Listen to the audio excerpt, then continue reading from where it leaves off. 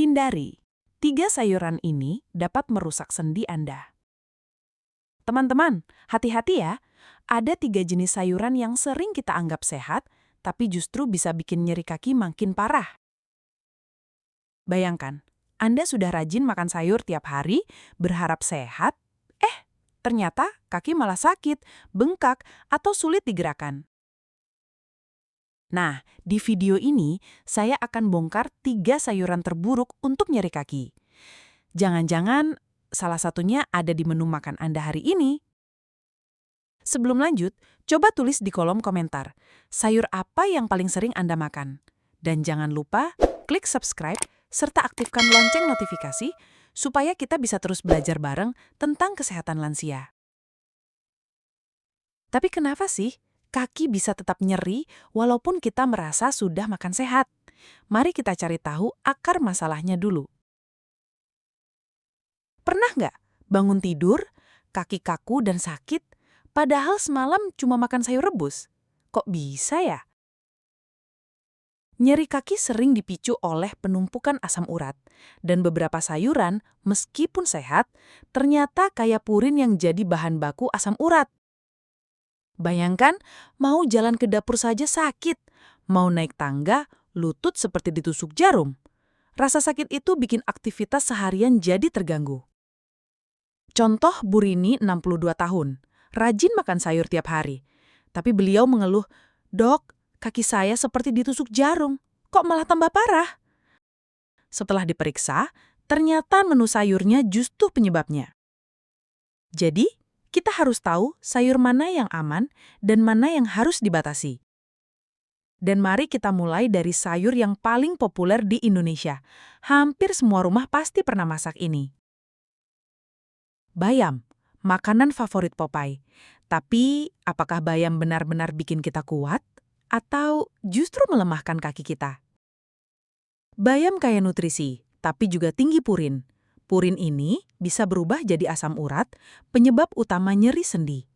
Kalau asam urat menumpuk, sendi terasa panas, kaki bengkak, dan setiap langkah jadi siksaan. Pak Darto, 58 tahun, tiap pagi bikin jus bayam. Beberapa minggu kemudian, kakinya bengkak parah.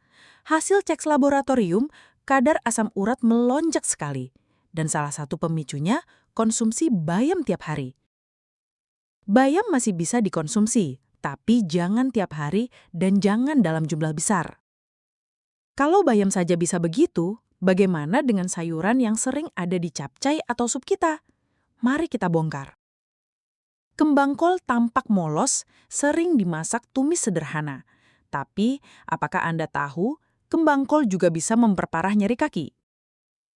Kembang kol termasuk sayuran dengan kadar purin sedang tinggi. Kalau dikonsumsi sering, bisa picu kambuhnya nyeri sendi. Efeknya, jalan terasa berat, sendi nyeri, bahkan duduk lama pun bisa bikin kaku. Bu Ani, 65 tahun, suka masak kembang kol untuk keluarga. Tapi makin lama, beliau kesulitan naik tangga karena nyeri di lutut. Setelah diperiksa, pola makan dengan kembang kol cukup sering jadi salah satu faktor pemicu. Jadi, sesekali makan tidak masalah, tapi jangan terlalu sering. Variasikan dengan sayur rendah purin. Kalau kembang kol saja bisa begitu, bagaimana dengan sayuran premium yang sering dipuji di restoran sehat? Yuk kita lihat. Asparagus sering dianggap makanan mewah dan sehat, tapi bagi penderita nyeri kaki, asparagus bisa jadi bumerang. Asparagus mengandung purin cukup tinggi yang bisa memicu penumpukan asam urat. Akibatnya, rasa nyeri bisa muncul mendadak, terutama di malam hari. Jari kaki terasa panas, sulit tidur, dan esok paginya sulit berjalan. Pak Sugi, 60 tahun, suka mencoba asparagus rebus karena katanya bagus. Tapi justru setelah itu, ia sering terbangun tengah malam dengan nyeri menusuk di kakinya. Hasil tes, kadar asam urat tinggi sekali.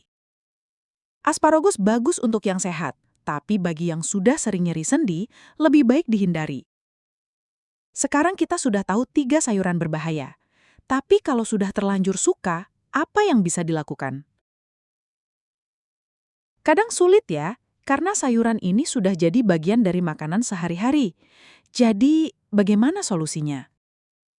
Kita tidak bisa langsung menghapus semua makanan, tapi kalau dibiarkan, nyeri kaki bisa makin parah. Kalau sendi terus sakit, aktivitas jadi terbatas, kualitas hidup menurun. Hal sepele seperti jalan pagi atau sholat berdiri pun jadi berat.